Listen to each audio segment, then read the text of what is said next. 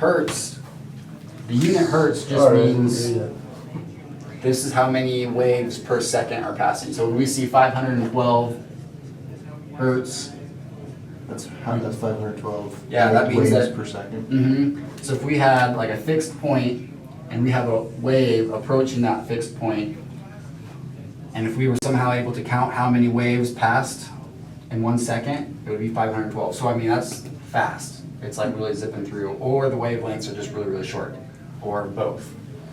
But the point is that the wave is passing a fixed point at 512 complete wavelengths every second. So if we want to know how many complete wavelengths are passing every minute, you just take it. Yeah, exactly. Wow, I could use some of those on this test. Yeah.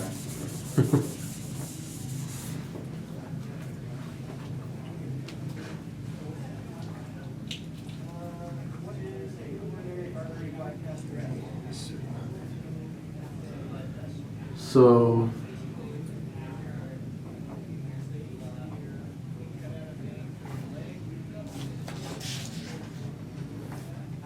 the next one's ridiculous too.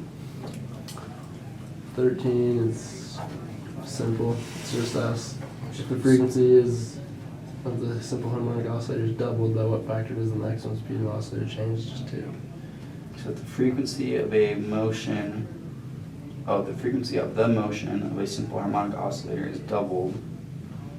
By what factor does the maximum speed of the oscillator change? Okay, so yeah, that kind of goes back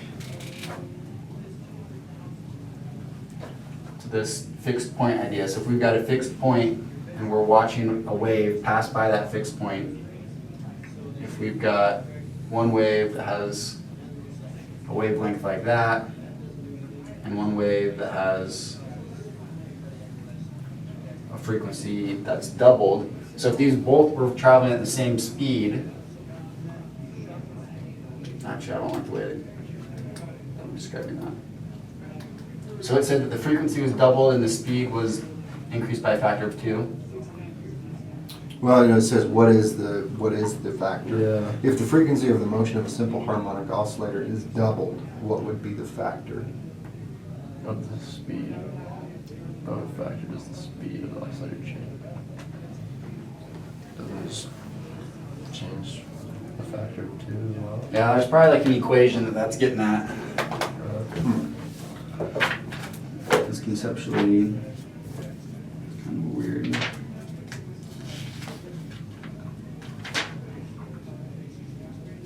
Oh, it's probably just velocity equals lambda f.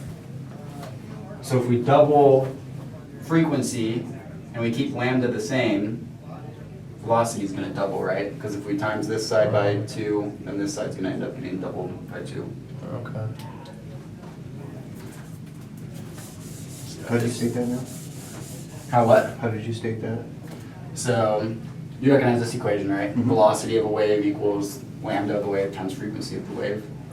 So let's just make up some numbers. Let's say the velocity was 10. Let's say the lambda was 5, and the frequency was 2. Now we're going to double the frequency and see what happens to the velocity. So now we've got 5 instead of multiplied by 2, we've got it multiplied by 4. We know that's 20. So from here to here, what we saw was a 2, yeah. so factor 2 increase. Yeah, it has to equal it too. Yeah. Exactly. Yeah, so we're assuming that we're holding lambda constant because it's not saying anything about changing lambda. So yeah, if we double this, we're going to observe a double effect over here. Wow, cool, perfect. Yeah.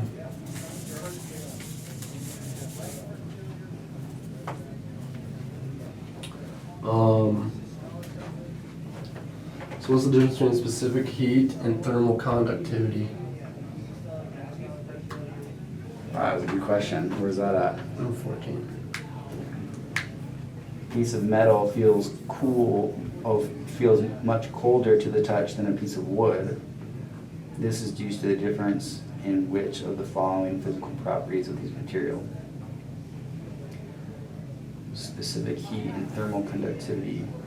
So specific heat tells us how much energy it takes to heat up a kilogram of that type of matter 1 degree Celsius.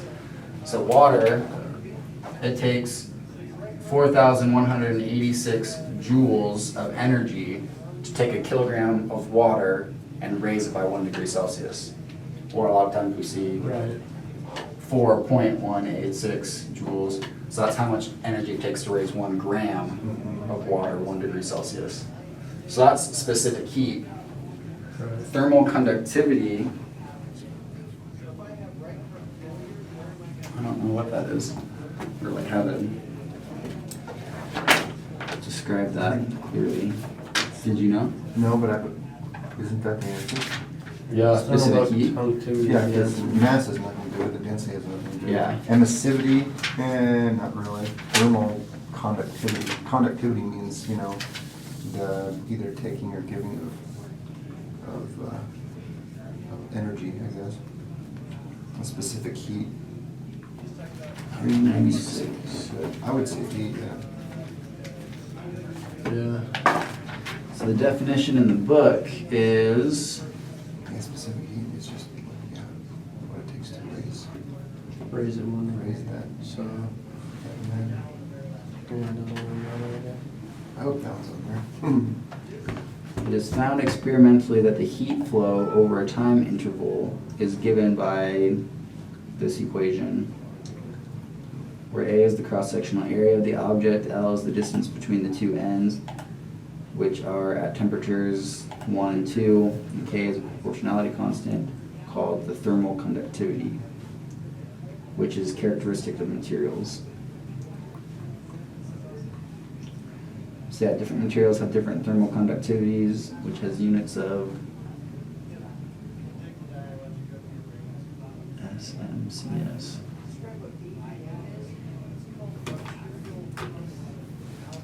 Yeah, I don't know. I mean, it's similar to like electrical conductivity. So we know that wood's not going to conduct electricity, whereas something like copper would. Right. And so wood also doesn't conduct heat quite as well as metal. So when we touch metal, it feels cold to the touch because it sucks a lot of that heat out of our hand really quickly, whereas wood doesn't. So yeah, I don't know, it's kind of a vague answer. Yeah, it's kind of.